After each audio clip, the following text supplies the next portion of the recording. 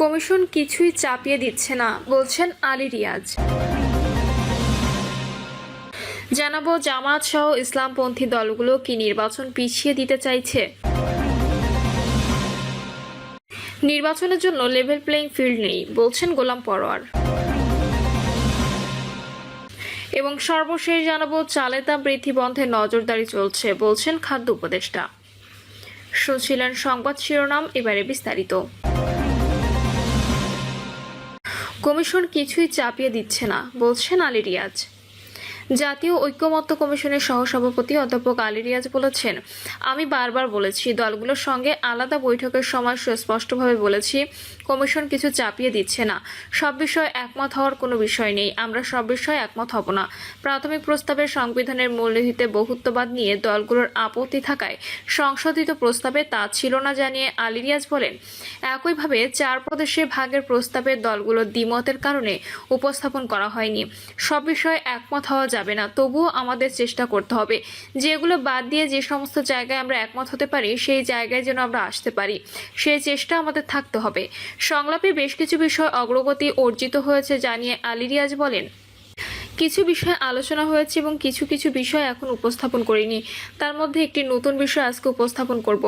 সংশোধিত প্রস্তাবের বিষয়ে দলগুলো দলীয় এবং রাজনৈতিক বিবেচনা থাকবে জানিয়ে আলী রিয়াজ বলেন, আমরা বিভিন্নভাবে দেখছি, সবাই আলোচনার মাধ্যমে চেষ্টা করছে এক জায়গায় আসার, ঐক্যমত্য প্রতিষ্ঠা করার। এই প্রক্রিয়ায় যা হচ্ছে তা হলো, কোনো বিষয়ে কমিশনের পক্ষ থেকে প্রস্তাব ছিল, কিন্তু আলোচনার মধ্যে সেটি সংশোধন করার প্রয়োজন দেখা দিচ্ছে।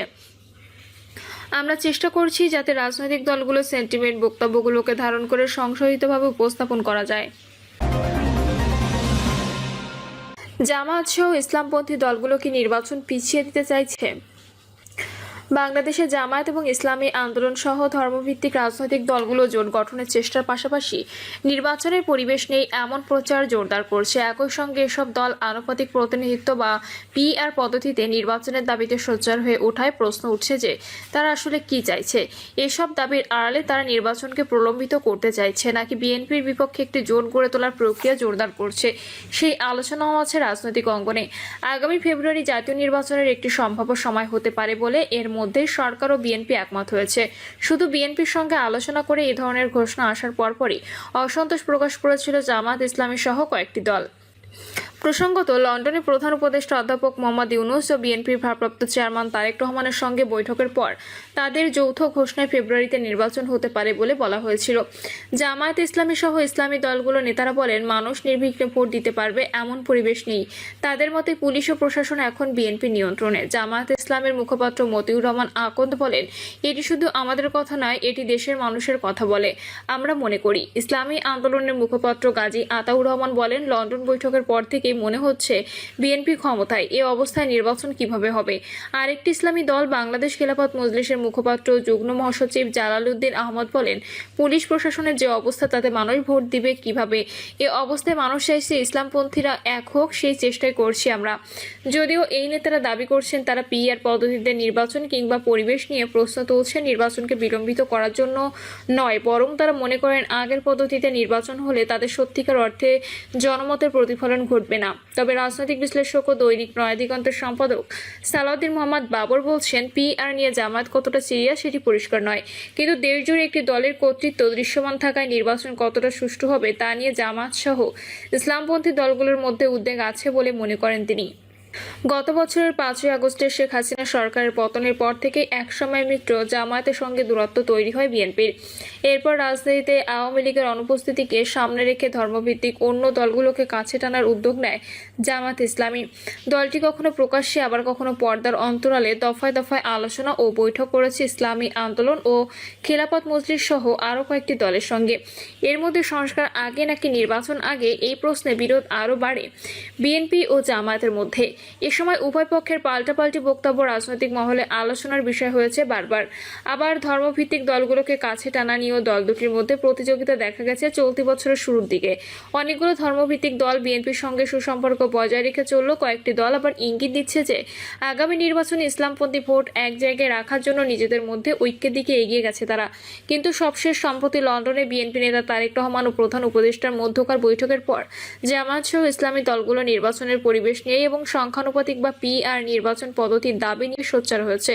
এই দলগুলোর এমন তৎপরতার প্রতিক্রিয়ায় বক্তব্য এসেছে বিএনপির দিক থেকেও। গত 18 জুন বিএনপি মহাসচিব মির্জা ফখরুল ইসলাম আলমগীর বলেন, ভোট হলে যাদের আর গুরুত্ব থাকবে না তারাই এখন ফেব্রুয়ারিতে সংসদ নির্বাচনের ঘোষণায় নাখোশ হয়েছে।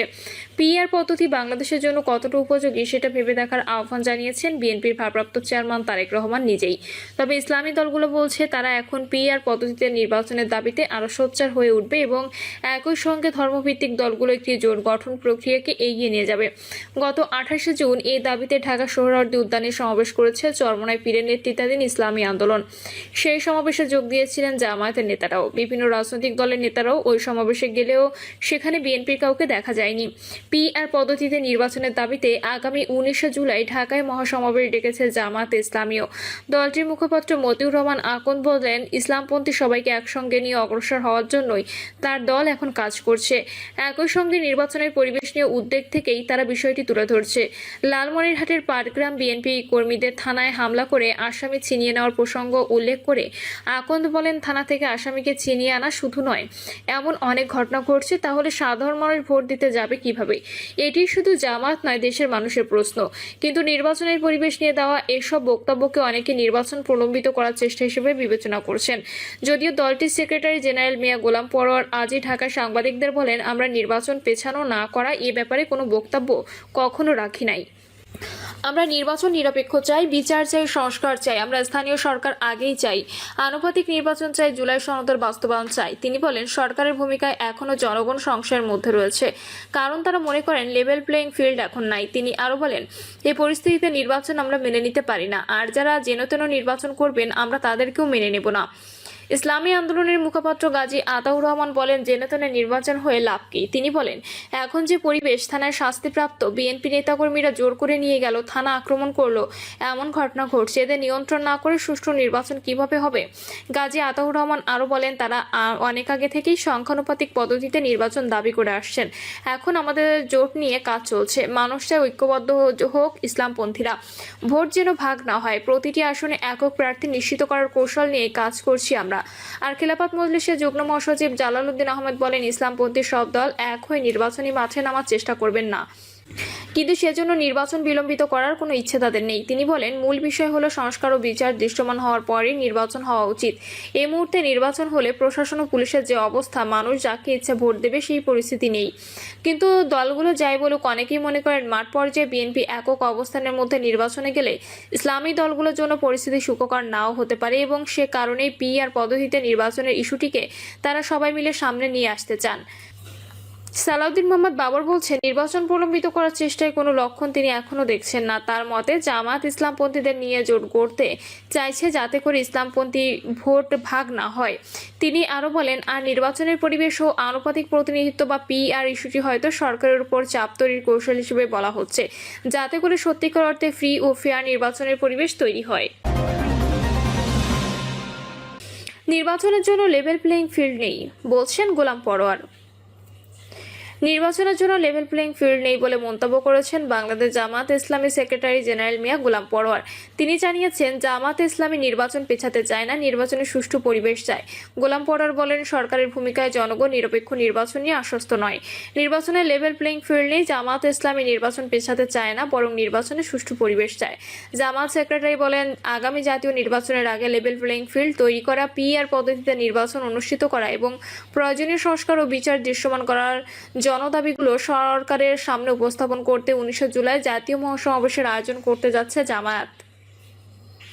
প্রিয় দর্শক, এই ছিল এখনকার সর্বশেষ সংবাদ। আপডেট সব সংবাদ পেতে চ্যানেলটি সাবস্ক্রাইব করে বেল আইকনটি ক্লিক করে রাখুন।